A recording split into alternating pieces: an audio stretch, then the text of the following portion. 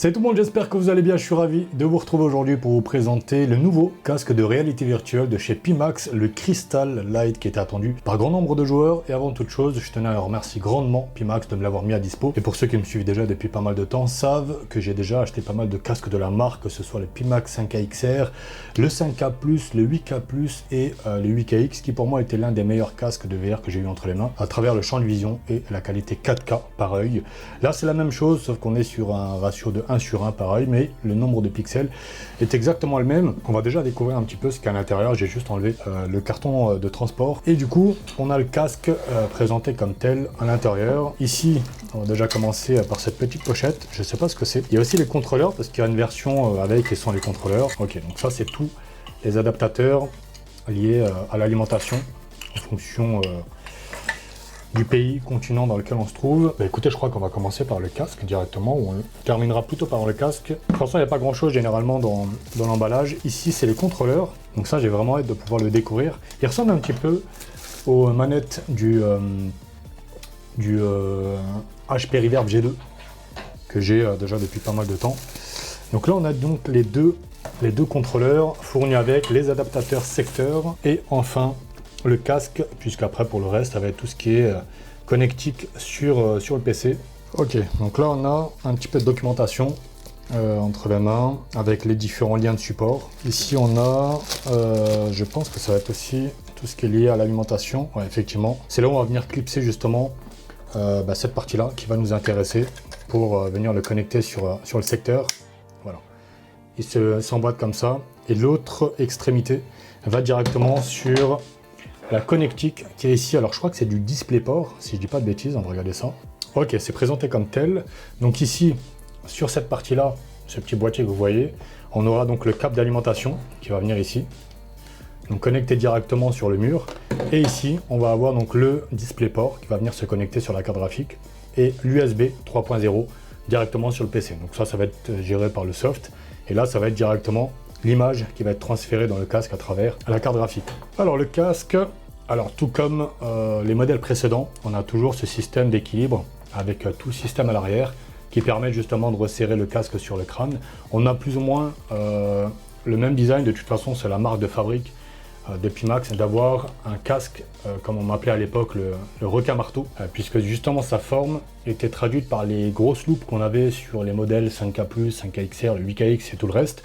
Mais là, ils se sont mis maintenant sur des lentilles, comment ils appellent ça, asphériques, arrondies, plus petites que ce qu'on a habituellement dans un casque Pimax de l'époque, où vraiment les loupes allaient jusqu'à l'extrémité, ce qui donnait un champ de vision beaucoup plus grand. Là, ça va pas être le cas, il est légèrement au-dessus de ce qui se fait traditionnellement sur les modèles de casques de réalité virtuelle. J'entends par là le Quest 3, le HP Reverb G2. J'ai aussi hâte de voir un petit peu la différence avec le G2 qui présente aussi des résolutions assez hautes. Alors là, ce que je trouve dommage, c'est qu'il n'y a qu'une seule protection fournie avec, alors que généralement sur les autres modèles que j'avais, il y en avait toujours une deuxième qui était fournie avec. Je pense qu'au niveau du système, c'est exactement pareil. Là, on a le système dans le cas où on souhaite y ajouter le système audio. Ici, sur le côté, vous avez le bouton de volume et le bouton power. On a les caméras de tracking.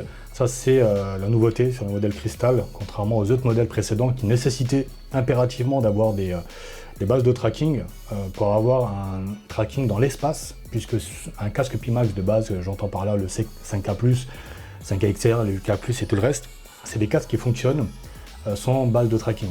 Mais ça va être un gyroscope à l'intérieur qui va faire fonctionner le casque, mais dès lors que vous avancez, vous avez l'intégralité du décor qui va avancer avec vous. Mais vous pouvez pivoter la tête dans tous les sens, mais si vous souhaitez par exemple sortir la tête de la voiture, c'est pas possible. Là maintenant on a des caméras, un peu le même système que ce qu'on a sur le HP Reverb chez Quest aussi, mais on peut aussi utiliser sur un modèle, je sais pas si sur celui-ci ça va être le cas, mais on peut aussi utiliser des bases de tracking pour un tracking plus précis. Sur le côté ici, je sais pas si vous allez le voir, mais ici on a la molette qui permet de gérer l'IPD, donc l'espacement entre les deux yeux. Je crois qu'il va de 58 à 72, n'hésitez pas à me corriger, mais je pense que ça doit être un peu ça. En plus, à l'époque, je pense pas qu'il descendait aussi bas. Mais sinon, dans l'ensemble, il ressemble typiquement à ce que j'avais déjà eu entre les mains, surtout sur ce système-là, en façade. Alors, c'est un peu dommage parce que ce système-là, lorsqu'on est amené à mettre le casque sur la tête, on a tendance à suer. Et du coup, pour pouvoir l'entretenir, c'est vraiment un peu chiant. Je me souviens qu'à l'époque, lorsque j'en avais un, on avait vraiment une démarcation de la sueur malgré le fait qu'il est séché et qu'on a amené à tenter tant bien que mal de le nettoyer. c'était toujours un petit peu la problématique. Mais ce que je remarque, il est un petit peu plus courbé. Donc ça, je pense que c'est pour essayer de maximiser la fermeture des puits lumière.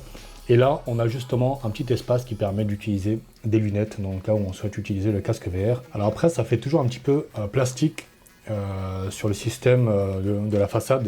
Ouais, vous voyez, ça fait un petit peu de bruit quand même. Après, la sangle, c'est exactement la même que le modèle précédent. J'ai l'impression que ça n'a pas trop changé. Ouais, clairement, je pense que ça va être plus sur la partie hardware. Avec ces nouvelles lentilles qui va vraiment, je pense, changer la donne sur d'autres modèles que j'avais eu entre les mains, parce que sinon dans l'ensemble j'ai l'impression que c'est du kiff-kiff. Et pareil, le système de tracking, de voir comment il est géré en dehors des bases. Et je vais le brancher, je vais le connecter, je vais le paramétrer via le soft, et on se retrouvera en jeu pour le test et vous faire déjà mes premiers retours à chaud comme ça.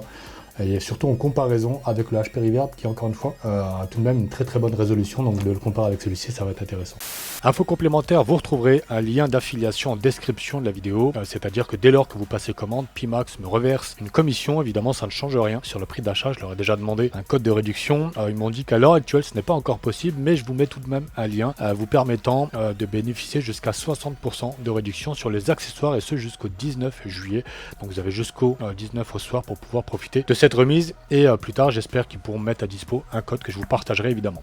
Je vous retrouve à l'intérieur de l'Audi TT Cup, on est sur Assetto Corsa. J'ai pris donc le temps d'installer le logiciel Pimax Play, le casque a été reconnu en instant, et je suis assez bluffé sur le tracking des caméras. C'est le premier Pimax que j'ai entre les mains qui fonctionne avec un tracking, avec ce système de caméra, puisqu'encore une fois, les 4 modèles que j'avais eu entre les mains à l'époque fonctionnaient uniquement avec des bases. Ils fonctionnaient évidemment sans les bases, mais dès que vous bougiez la tête, l'ensemble de la voiture bougeait avec vous, puisqu'il y avait uniquement les mouvements sur place, les mouvements fixes, sans avoir besoin d'avoir cette gestion de la navigation dans l'espace. Donc ça, c'est plutôt cool. Première chose qui m'a bluffé quand je l'ai mis sur la tête, c'est que j'ai pas de souci au niveau de l'arête du nez. Ça, c'était un vrai problème que j'avais sur les précédents, vu que j'ai un IPD assez bas. Du coup, les lentilles se rapprochaient comme ça vers l'intérieur, et du coup, au niveau de l'arête du nez, il reposait la plupart du temps dessus. J'étais obligé de magouiller à l'arrière pour essayer de compenser. Et là, c'est pas du tout le cas. On a un IPD qui va de 58 à plus de 70. Là, je dois être à 62, je crois, ou 61. Et donc là, la molette est juste ici sur le côté. Je vous l'ai présenté. Par contre, quand on veut essayer de monter ou baisser le volume, on voit que le bouton Power est juste à côté, donc il ne faut vraiment pas se tromper. Et la première chose qui m'a marqué aussi, c'est les nouvelles loupes, les nouvelles lentilles asphériques, donc l'espèce d'arrondi. On voit tout de suite une nette tête d'image, c'est assez bluffant. Il a un upgrade par rapport au HP Reverb là, que j'ai sur le bureau. Je vous ferai peut-être une vidéo. Dites-moi si ça vous intéresse, je mettrai ma caméra, puisque j'ai plutôt une bonne qualité avec celle-ci, de pouvoir mettre l'objectif à l'intérieur et de comparer la qualité de ces deux casques. Même moi, je serais curieux de pouvoir les superposer pour voir un petit peu ce que ça donne en termes de différenciation entre les deux. Mais au niveau du champ de vision, il est légèrement au-dessus du HP Reverb G2, mais bien en dessous de ce que Pimax a tendance à faire en général, avec un champ de vision qui se finit même pas. Là, on le voit, le rebord sur les côtés. Donc ça, c'est, voilà, ils ont essayé, je pense, de réduire un petit peu le champ de vision pour maximiser aussi la fluidité. Je vais peut-être recentrer la caméra, je crois que je ne l'ai pas centré correctement. Là, j'ai l'impression d'être assis un peu bas. Ok, on est légèrement relevé, bien centré. J'espère qu'au niveau du rendu, ça va le faire. Bon, au niveau du casque, par contre, mon casque audio, va falloir que je dévisse les deux parties là qui permettent d'ajouter le kit audio, puisque là, pour mettre mon casque sur la tête, c'est un peu compliqué. J'ai uniquement le son de ce côté là, puisque là le casque est posé sur le côté, je peux pas le poser correctement sur mon oreille. Et honnêtement, la qualité d'image, elle est vraiment folle. J'ai même pas touché les paramètres pour baisser mes paramètres d'Assetto Corsa. Bon, en même temps j'ai une 4090, mais la qualité d'image est semblable à celle que j'ai sur mes écrans. Alors là, on est sur une dalle QLED. Moi, j'ai des dalles OLED sur mes télés. On voit de toute façon, le noir n'est pas aussi profond que sur mon téléviseur, mais ça, on peut aussi le compenser via les réglages. On peut gérer la luminosité, le contraste. On peut aussi gérer, je vous ai dit, la fonction FFR, donc le Favoring, Fixing, Rendering, un truc comme ça, qui permet de pouvoir dégrader subtilement la qualité de l'image tout autour, pour maximiser la qualité vers le centre. Bon, ça c'est vraiment lorsqu'on a une qualité, une bécane qui... je rêve où elle s'ouvre de fou cette voiture. Et puis voilà, essayer de J'ai des pneus hiver. Je sais pas pourquoi elles sont crispement de pneus. Ok. Je pense peut-être, je sais pas. Ça fait un moment que j'ai pas roulé avec et je me souviens que j'avais eu de bons souvenirs. Je pense qu'elle a aussi dispensé de l'ABS. Toujours est-il, c'est pas grave. Là, au niveau, comme je vous l'ai dit, de la qualité d'image, on est clairement sur un upgrade bien au-dessus. Bien au-dessus parce qu'honnêtement, il n'y a pas d'effet de gris évidemment. Et la qualité d'image est vraiment dispersée tout autour de la lentille. Même si on va vraiment chercher les angles, ben c'est très très léger. On va avoir un très léger flou. Mais bon, évidemment, lorsqu'on regarde devant nous, on a suffisamment de champ de vision naturel, on va dire, où on va aller checker avec un petit mouvement du regard. Ben, l'image reste absolument nette. Mais c'est vrai que c'est vraiment dommage qu'ils aient mis une croix sur le champ de vision infini qu'ils proposaient sur les anciens modèles. Ça, je le regrette honnêtement sur ce modèle parce que bon, la qualité d'image est exactement la même, voire même légèrement peut-être au-dessus, vu qu'on est sur un ratio 1:1 au niveau des écrans qu'il y a à l'intérieur. On est sur une résolution de 2880 x 2880. Vous faites le calcul, ça fait exactement le même nombre de pixels que 3840 x 2160. Donc une résolution 16 neuvième en 4K. Donc on a la même quantité de pixels que sur un Pimax 8KX, mais sur une disposition en carré. Et c'est ce qui fait aussi que malheureusement on n'a pas justement cette extension du champ de vision sur le côté. Je le regrette pas. Enfin, je le regrette, pardon. Je regrette pas. Si, je regrette parce que là, par exemple, en regardant devant moi, je vois pas le rétroviseur de droite. Alors que je me souviens littéralement que lorsque j'avais abordé le Pimax 8KX, en regardant devant moi, sans avoir besoin de tourner la tête, je voyais de mon angle droit le rétroviseur de droite. Même si ça reste un détail, ça reste une perspective qu'on va pas être amené à solliciter, mais en termes d'immersion de la réalité virtuelle, vraiment le fait de mettre un casque sur la tête, ça nous coupe littéralement de tout ce qu'il y a autour de nous, et d'autant plus que lorsque le champ de vision est infini, c'était vraiment la signature de Pimax. Je regrette vraiment qu'il l'ait abandonné, mais rien n'empêche que là ils ont un champ de vision légèrement au-dessus de ce qui se fait traditionnellement. J'entends par là le HP Reverb, le Quest, qu'est-ce qu'il y a d'autre, du côté HTC aussi. Et d'ailleurs, j'ai pas trouvé le champ de vision sur le site. J'ai essayé de le retrouver. Mais rien qu'au niveau déjà de la qualité des lentilles, on voit que ça change la donne. On avait déjà des lentilles, pour ceux qui s'en souviennent, la gueule qu'elles avaient sur le Pimax 8KX, qui était juste énorme, et on avait justement des cercles qui étaient apparents sur la lentille, pour essayer de maximiser un petit peu l'image qui est sur les côtés. Là on est sur un système asphérique, et puis on a vraiment l'impression d'avoir la tête collée à notre télé, sans avoir à loucher ou avoir une image floue.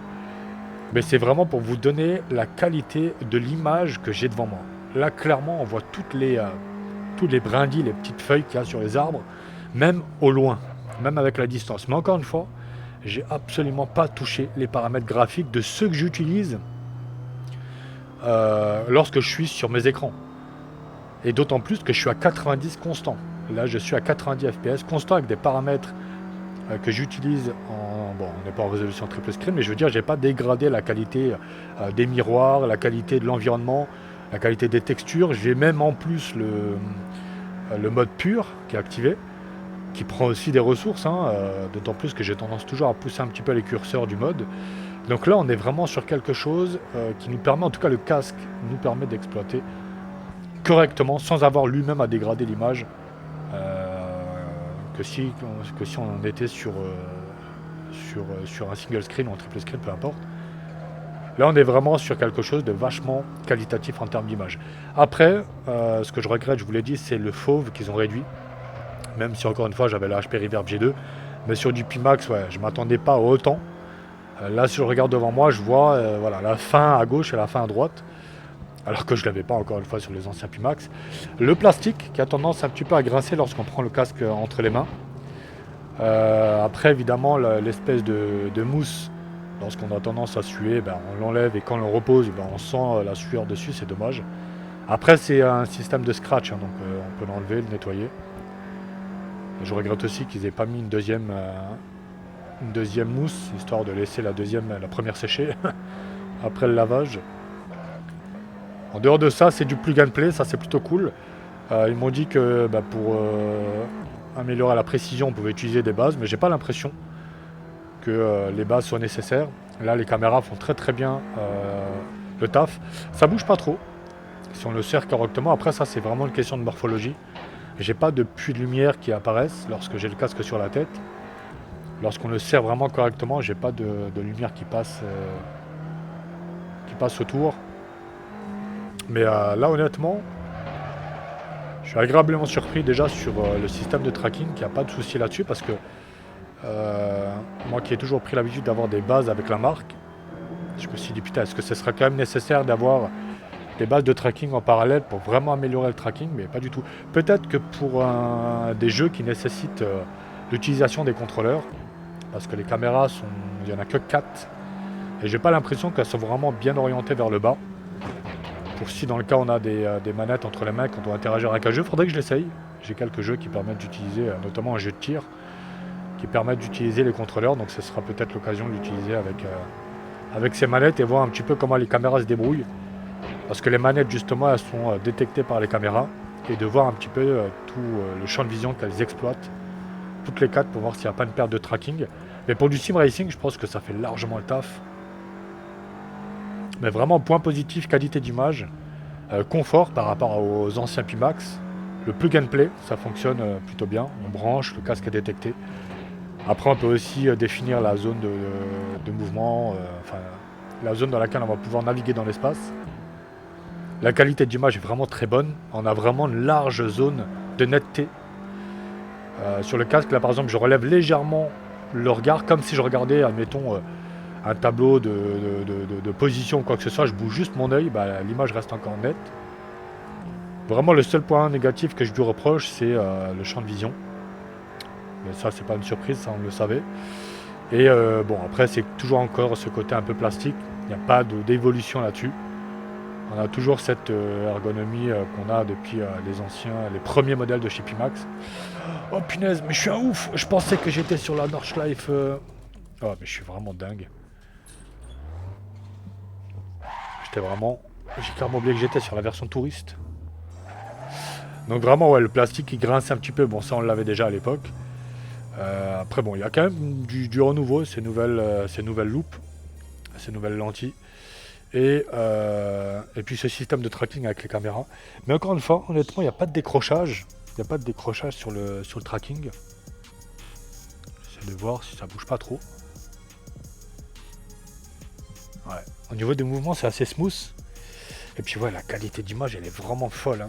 Là, on voit vraiment l'écriture, la driver name, GPS. Enfin, on voit vraiment la netteté sur le compteur de vitesse. Alors qu'on est vraiment à perpète. Même là-bas, bon après je suis légèrement astigmate, mais on voit nettement le nom de l'ambulance par exemple là-bas qui est écrit sur le bas de la voiture, et pas ambulance, pour ceux qui ont la ref. Mais honnêtement, ouais, en termes de qualité, c'est vraiment fou. Mais encore une fois, les paramètres sont au maximum. L'appareil, lorsque je regarde les panneaux, non, c'est assez bluffant, je vous jure. Hein. Même les panneaux là qu'il y a sur le grillage, on a l'écriture nette, il n'y a pas d'effet d'aliasing. Tout est vraiment lisse, tout est tellement fin. Non, honnêtement, agréablement surpris. Donc là, c'est vraiment un test à chaud pour vous présenter rapidement mes premiers retours. J'ai peut-être bafouillé, c'était peut-être pas fluide, mais c'est des premiers retours que je peux vous faire. Je le testerai de toute façon dans d'autres jeux, dans d'autres circonstances, notamment simulation de vol aussi.